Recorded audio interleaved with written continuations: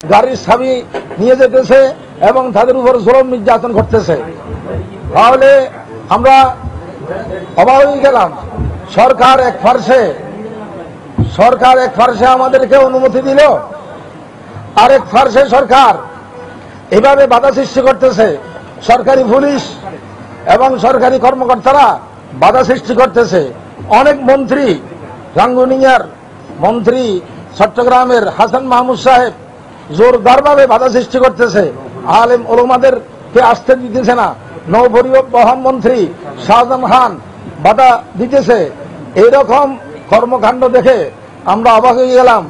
একদিকে আপনার জায়গার অনুমতি দিয়ে দিল, অন্যদিকে এভাবে বাধা, এভাবে জুলুম নির্যাতন, এভাবে ভাঙচুর করতেছে। তাহলে যেভাবে তারা তৌহিদি জনতার উপর জুলুম করতেছে, আমরা কোন সময় এই দেশে দেখি নাই শনিবার জুমাবার আর শনিবার সপ্তাহের ছুটির দিন হরতাল করতে আর দেখি নাই, রাত্রে হরতাল করতে কোন সময় দেখি নাই। এটা বাংলাদেশের নতুন একটা ঘটনা।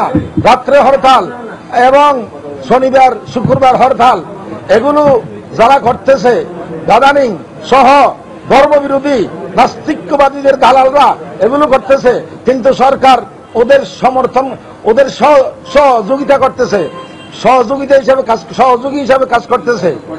আমরা অবাক, এই কি কর্মকাণ্ড আরম্ভ হয়ে গেল।